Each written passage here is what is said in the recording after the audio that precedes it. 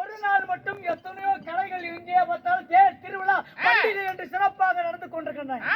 ஒவ்வொரு ஊரிலும் ஒவ்வொரு சிறப்பாக ஆடல் பாடல் நிகழ்ச்சி என்று கரகாட்டம் ஒய்யாட்டம் எல்லாம் சாமாட்டம் இப்படி பலவிதமான நடினங்களை மடித்துக் கொண்டு திருவிழாவை பெருவிழாவை கொண்டாடிருக்காங்க. அங்கேயெல்லாம் கலை என்று சொல்லக்கூடிய தெருக்கூத்தும் எத்தனையோ ஊரில் நடந்து கொண்டிருக்கிறது. அப்படி இருந்தாலும் நமக்கு வெளி உலகத்துக்கு கொண்டு வரக்கூடிய மதிப்புக்கு மரியாதைக்குரிய ஐயா செல்வமா அவர்கள் நம்முடைய இந்த கலையை எடுத்துக் கொண்டு என்று சொல்லி வெளி உலகத்தை காட்டுவதற்காக உட்கார்ந்து படம் எடுத்துக் கொண்டிருக்கிறார். அப்படி இருந்துட்டாலும் நம்ம கலைக்குழுவின் சார்பாக இன்னும் வெள்ளிமலை சேர்ந்த கல்லடி அம்மன் நாடக குழுவின் சார்பாக ஐயா அவர்களுக்கு மனமார்ந்த நன்றி வணக்கம். இந்த சபைக்கு தர்பார வந்து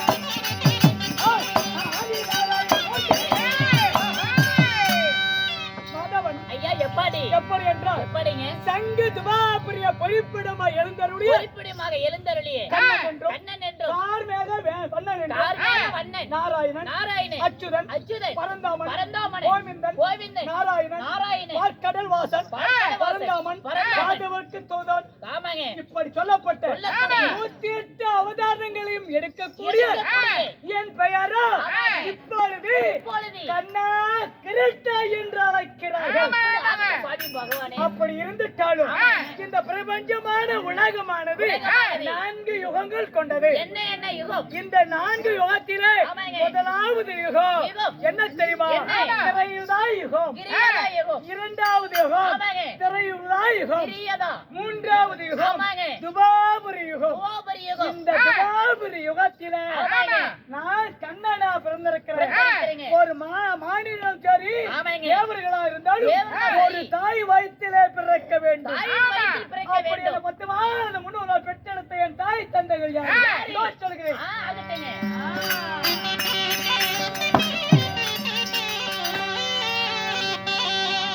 பத்து மாதம்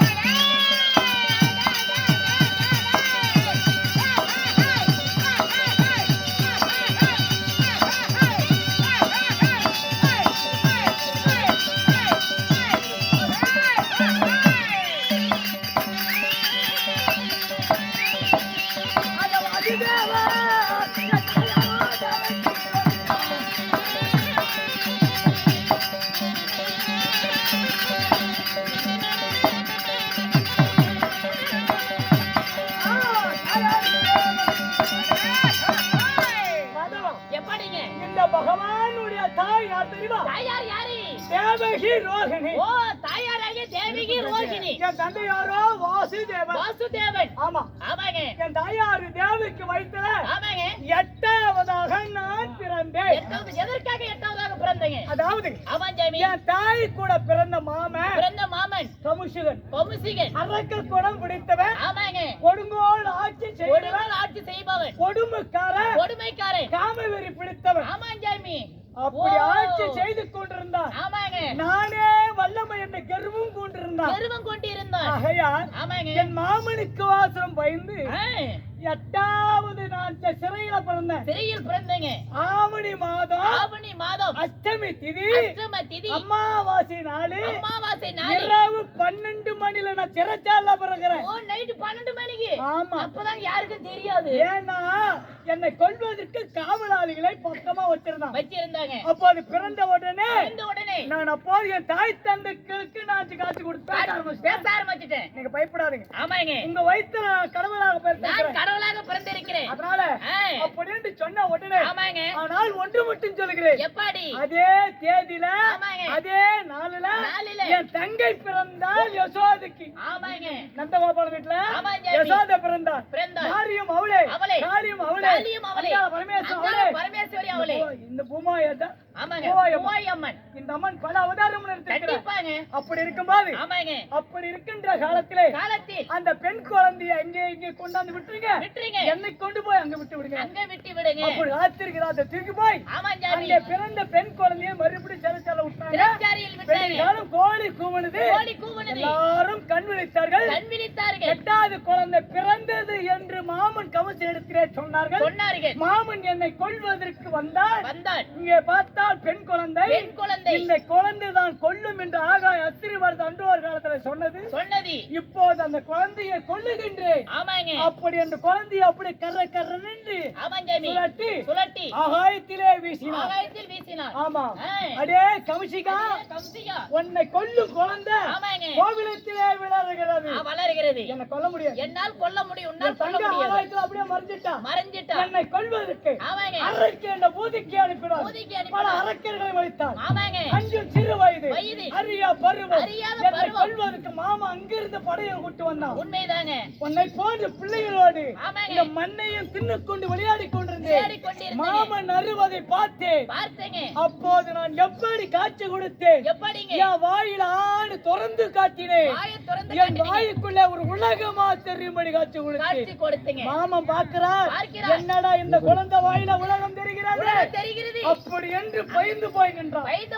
அஞ்சல் சிறு வயது அறியா பருவம் மாமனை கொண்டவனாண்டா. இப்படி தொட்டி கட்டவன், தொடாத கட்டவன், விட்டி கட்டவன், விடாத கட்டவன், வாய் சொல்ல கட்டவன், அக்குறம் படித்தவன், அநியாயக்காரன், இவருக்கெல்லாம் அழைத்துக் கொண்டு உலக பிரபஞ்சத்தை பூமி பாரத்தை தொலைக்கணும், தருமம் நிலைக்கணும். அப்படி என்று அழிந்து விட வேண்டும். ஆமா. கண்ணனா இருக்கிறேன். இப்ப நான் எங்க இருக்க ஏகாந்த மூர்த்தி. எங்க இருக்கிறீங்க? ஏகாந்த மூர்த்தி. எல்லுக்குள்ளே இருப்பேன். எங்கேயும் நிறுத்திருக்கிறேன். ஆனாலும் ஒன்று மட்டும் நான் சொல்கிறேன். எங்கெல்லாம் இருக்கிறேன், எப்படி இருக்கிறேன். அப்படி என்றால் இந்த மாயவன் எங்க இருக்கின்றான்? நான் இல்லாத இடமே கிடையாது. அப்படி எங்கெல்லாம் இருக்கிறேன்? வனம் மண்டலத்திலே. வானம் இல்லையா? அந்த வனம் மண்டலத்திலே நான் சந்திரனா இருக்கிறேன். இந்த தேவருக்கெல்லாம் நான் இந்திரனாக இருக்கிறேன். எல்லா உயிர்களுக்கும் நான் ஆத்மாவா இருக்கிறேன். கண்டிப்பா 9 நவகிரகத்தில் சூரியனாக இருக்கிறேன். ஆமா. சிவத்தண்ட ஆடுவதிலே சிவனாக இருக்கிறேன். மலைகளிலே இமய மலையாக இருக்கிறேன். மரத்திலே அரச மரமாக இருக்கிறேன். தேவ ரிஷிகளில் நாரதனாக இருக்கிறேன். மக்களுக்கெல்லாம் நல்ல ஒரு அரசனாக இருக்கிறேன்.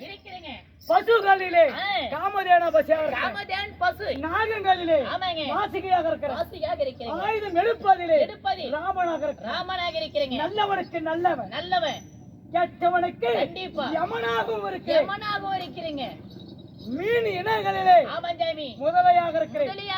மிருகத்திலே நான் சிங்கமாக இருக்கிறேன். நீர் நிலைகளிலே கடலாக இருக்கிறேன். நதி ஓடுது பத்தியா, அந்த நதிகளிலே நான் கங்கையா இருக்கிறேன். ஆமா. அதாவது இப்படி எங்கும் இருந்திருக்கின்றேன்.